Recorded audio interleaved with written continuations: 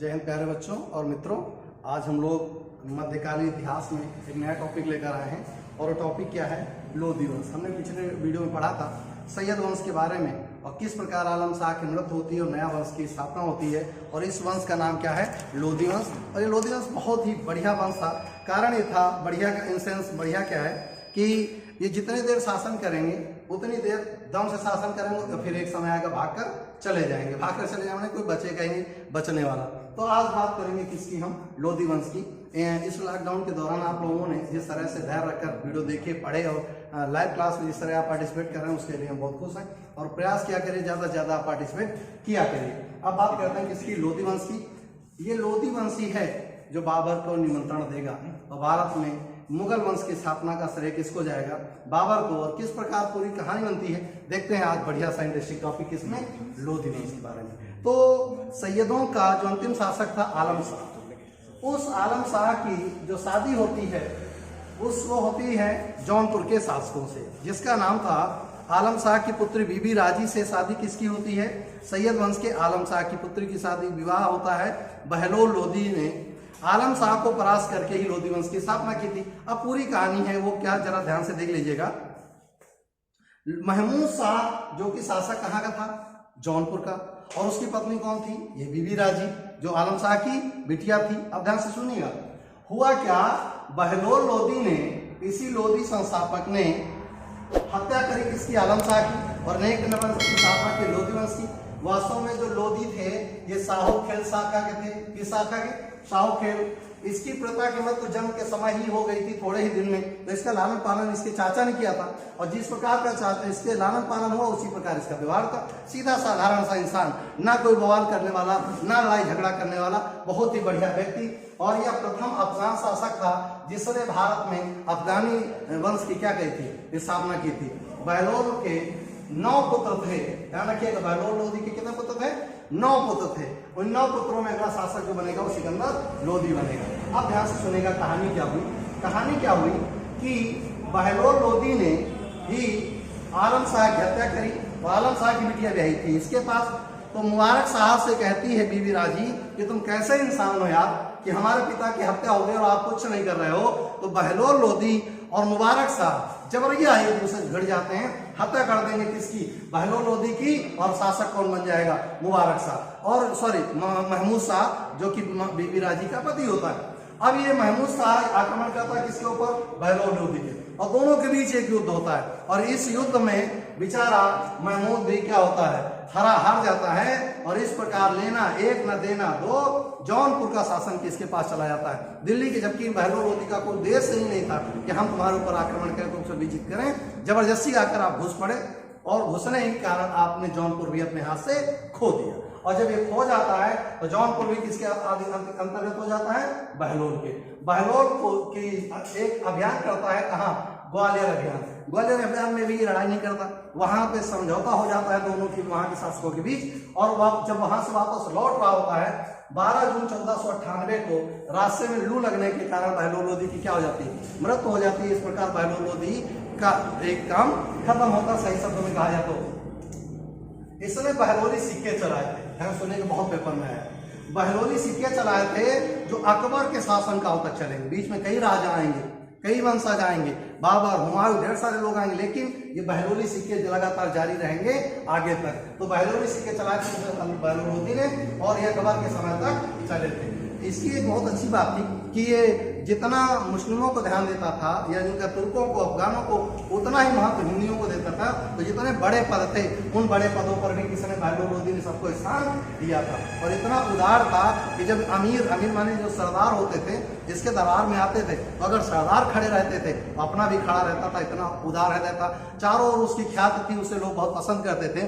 युद्ध पर उसका विश्वास नहीं था क्योंकि बना बनाया राज उसको बढ़िया सब मिला था। इसे कोई विद्रोह वाली कोई कहानी नहीं थी। इस प्रकार बहलोल लोधी एक उदारवादी अच्छा व्यक्ति के रूप में जाना जाता है और अपने अच्छाई के कारण ही उसे लोग बहुत पसंद करते थे। इस प्रकार खत्म कौन होता है? बहलोल लोधी। लेकिन इसके बाद जो अगला शासक आता है वो इससे भी बहुत बढ़िया होता है। उस शासक का नाम होता है सिकंदर लोधी। क्या नाम है? सिकंदर लोधी। और यह सिकंदर लोधी 1489 से लेकर 1517 तक शासन करता है। सिकंदर लोधी का जो वास्तविक नाम था वो निजाम था। क्या नाम था? निजाम खान, और इसने उपाधि कौन सी धारण करी थी? सिकंदर शाह। ये सिकंदर शाह की उपाधि के साथ अपनी गद्दी पर बैठता है। जो वास्तविक नाम इसका क्या था? निजाम खान। और पुत्र किसका था? बहलोल लोदी का पुत्र, जो सबसे छोटा पुत्र था। हुआ क्या, इसकी माँ का जो थी वो एक सुनार थी। सोचे, पिता एक अफगान, माँ एक सुनार, तो स्वाभाविक है बच्चे में कुछ न कुछ ऐसे गुण होंगे जो हिंदुत्व की ओर प्रेरित करते होंगे। कभी कभी वो कुछ ऐसा निर्णय ले लेता था जो हिंदुत्व प्रभावी होते थे, तो जनता में संदेश जाता था कि भैया हिंदू काफिर की बिटिया का लड़का है इसलिए ऐसा करता है। इसीलिए वो कम से कम निर्णय लेते समय ध्यान रखता था कि किसी को नुकसान ना होने पाए। उस सिकंदर लोदी ने आगरा नगर की स्थापना कराई थी। रिपीट कर रहा हूं, आगरा नगर की स्थापना किसने कराई थी? सिकंदर लोदी ने, और उसी को अपनी राजधानी भी बना लिया। अब क्यों बनाई थी आगरा को राजधानी? ध्यान सुनेंगे। चाहता तो दिल्ली का भी शासन कर सकता, लेकिन उसे जान के आगरा को राजधानी बनाया। क्यों? क्योंकि वो जानता था कि जितने भी तुर्क हैं, जितने मंगोल हैं, जितने अफगान हैं, जब भी भारत पर आक्रमण करेंगे तो उनकी नजर किस पे रहती? दिल्ली पे। तो बेहतर है दिल्ली जगह ही बदल दो, ऐसी जगह जाके बैठ जाओ जहां पर कोई आक्रांता आ नहीं पाए। तो राजधानी कहाँ बना ली? सुन, आगरा अपनी राजधानी बना ली।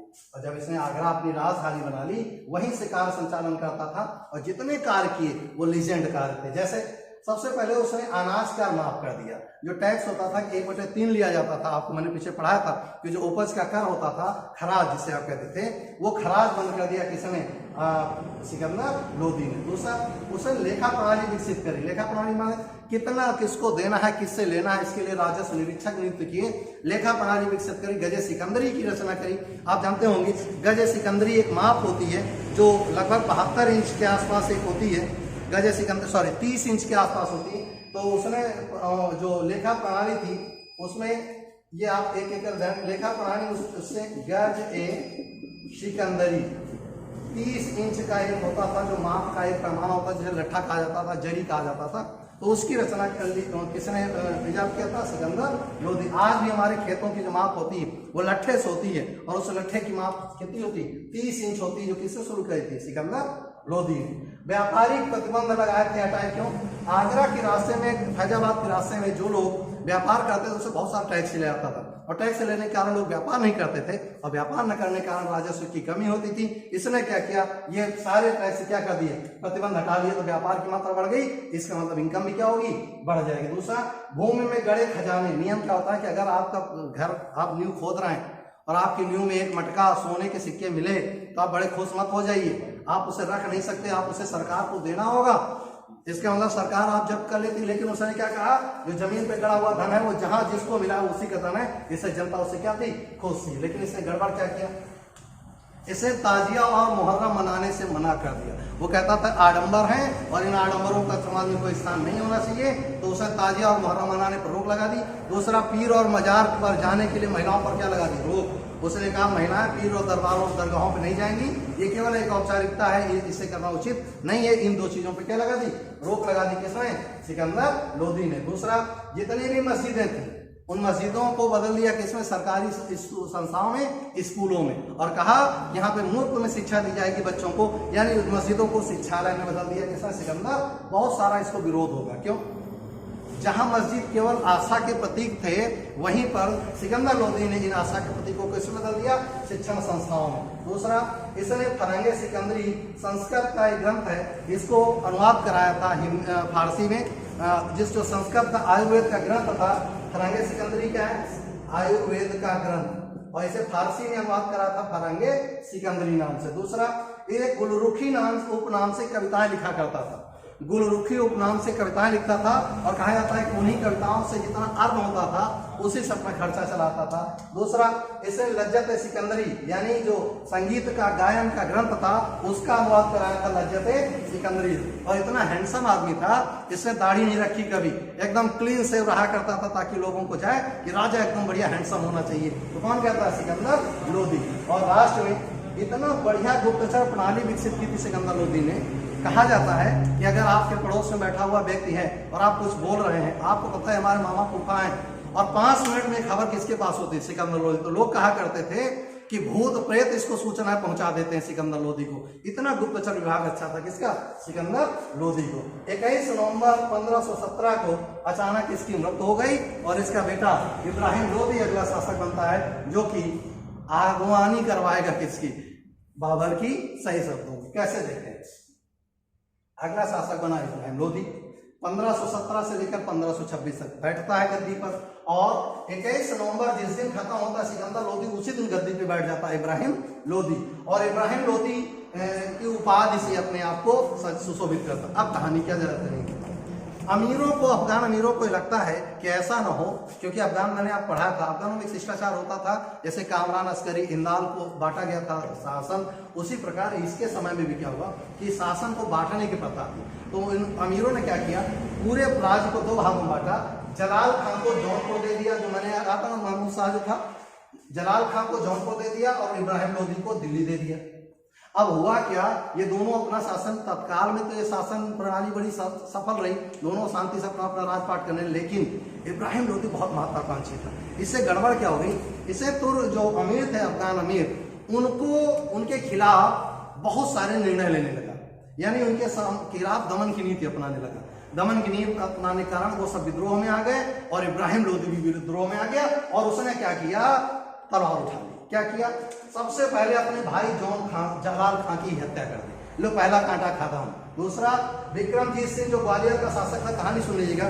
ग्वालियर के शासन के दौरान मैंने आपको अभी कहानी पढ़ाई थी, किसमें, बहलोल लोदी की भैया जब गया था, उसने कहा कौन लड़ाई झगड़ा कर हटाओ, इसने कहा लड़ोगे झगड़ोगे नहीं, लेकिन हमें जितना आप बहलोल को देते थे उतना टैक्स हमें दो, उन्होंने मना कर दिया। विक्रमजीत सिंह ऊपर आक्रमण हुआ, किससे, और जीत क्या है, इब्राहिम लोदी, बहादुर आदमी था। इसके बाद अगला शासक जो था वो राणा सांगा था। राणा सांगा टैक्स देने से मना कर चुका था, और उसने खुली चुनौती दी थी किसको, इब्राहिम लोदी को, कि तुम्हें हम हरा के रहेंगे। और उसने इब्राहिम लोदी और इसके बीच खतौली का युद्ध हुआ। कहाँ का, खतौली का।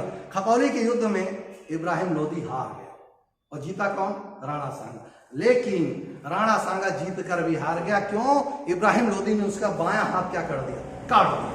एक हाथ का अपंग आदमी ये भी चिढ़ जाएगा, किससे, इब्राहिम लोदी से। भाग खड़ा हुआ मैदान से, जीती बाजी हार गया कौन, राणा सांगा, लेकिन मन में कुंठा ले गया। देखो कुंठा किसके पास बैठी, एक दौलत खां के पास बैठी, मैंने पहले पढ़ा है। दूसरा कौन आ गया, राणा सांगा। अब ये दोनों उससे जीत नहीं रहे, लेकिन रचना रच रहे हैं, किसको बुलाने की, बाबर की। अब कौन हुआ, यानी हम नहीं लड़ेंगे, पड़ोसी के तो मार जाके उसको, तो हम नहीं लड़े, बाबर को न्योता दे, आओ करो आके शासन भाग में। वाह क्या बात है, वेरी गुड। इंडियंस को देखो, हम जीते ना जीते, पड़ोसी बुला के पड़ोसी को कुटवाएंगे। अब क्या हुआ, ये देखो भैया, दौलत खान इन्हीं का चाचा, इब्राहिम लोदी का, आलम का किसने, देखिए चाचा सामने पाला था इन सबको, उनका चाचा आलम खान, और भैया यही राणा सांगा जो हारे थे। इन तीनों लोगों ने निमंत्रण भेजा किसको, बाबर को, आओ इब्राहिम लोदी को हराओ।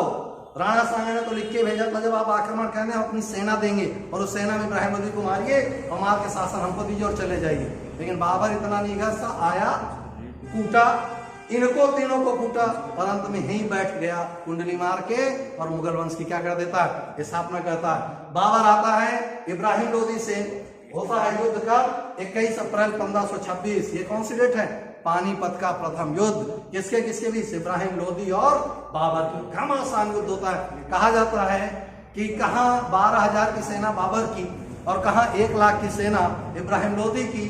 दोपहर तक ये युद्ध समाप्त, और शासक भारत का कौन बन गया, बाबर। इब्राहिम लोदी की क्या होगी, हत्या। एक चीज यहाँ नोट करनी होगी, इब्राहिम लोदी एकमात्र शासक ऐसा है जो रणभूमि में ही युद्ध करते मारा गया था।